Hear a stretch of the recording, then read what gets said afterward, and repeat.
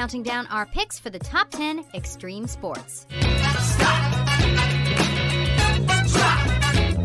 For this list, we're looking at recognized extreme sports that involve a bit of skill, technique, and intelligence. So with all due respect to the running of the bulls, which involves running and attentiveness, that event didn't make our list.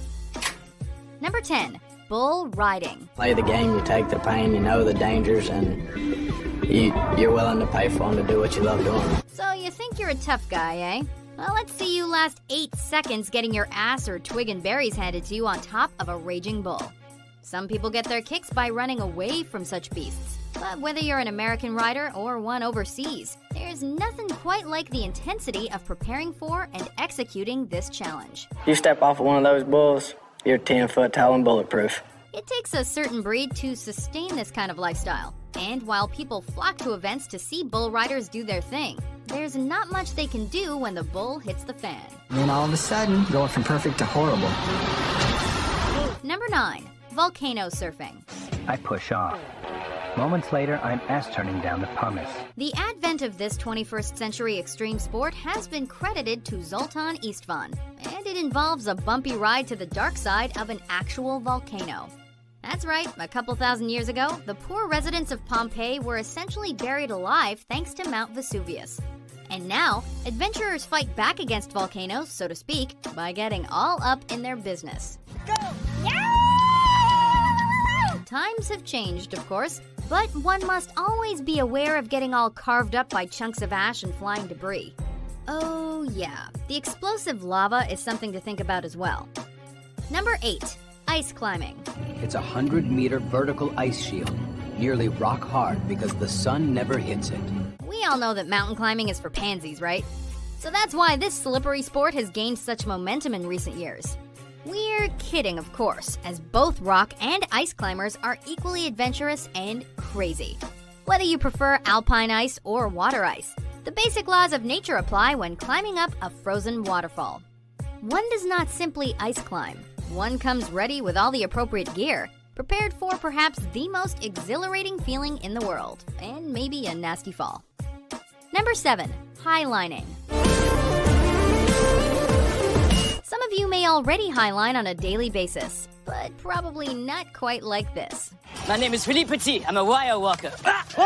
Featured in the 2015 film The Walk, highlining is the form of slacklining that is done at challenging heights. This sport requires some intellect when setting up the anchor points, and of course, one must be in tip-top shape and be able to focus too, as the ultimate fail would be plummeting to your certain death.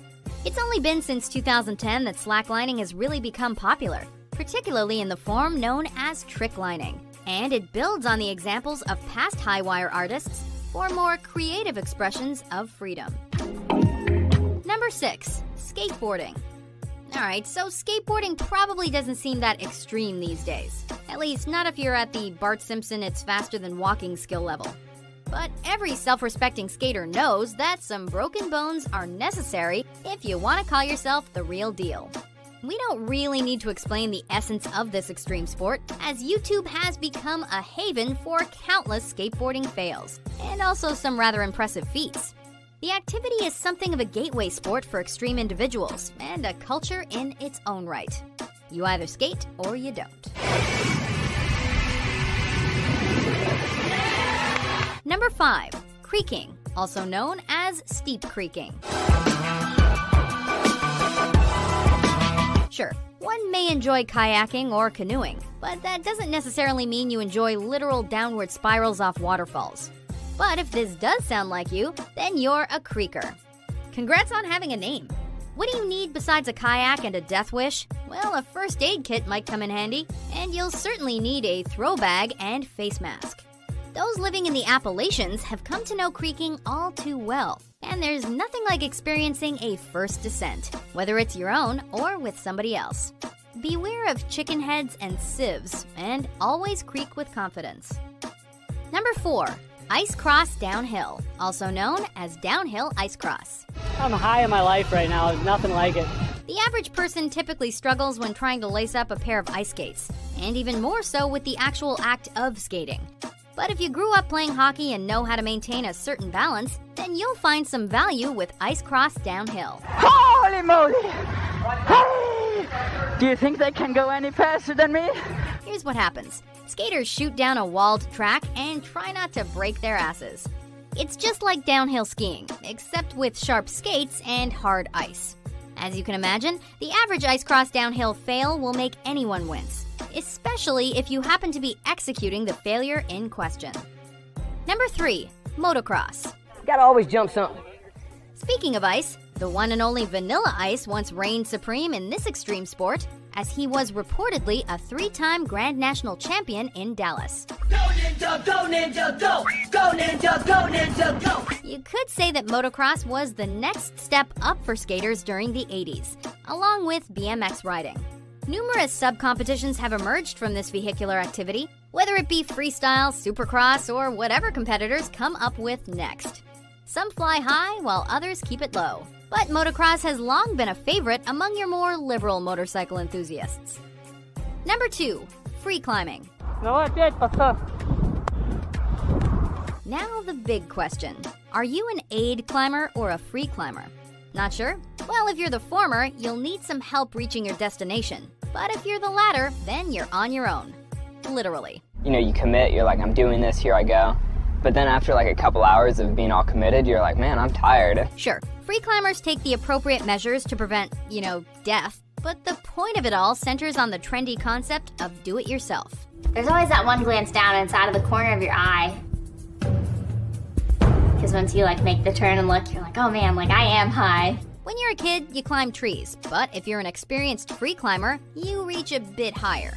Some question the motivation of free climbers, which does make sense. But perhaps you just don't understand the feeling of exhilaration.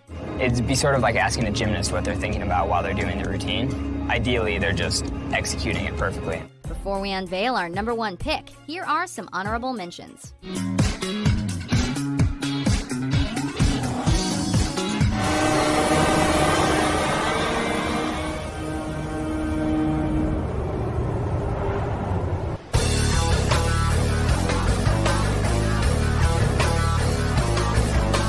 It feels good to be out here, to be back on the trail, making miles.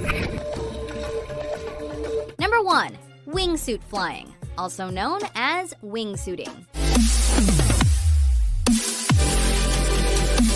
If you're too scared to skydive or base jump, then you definitely won't be wingsuit flying.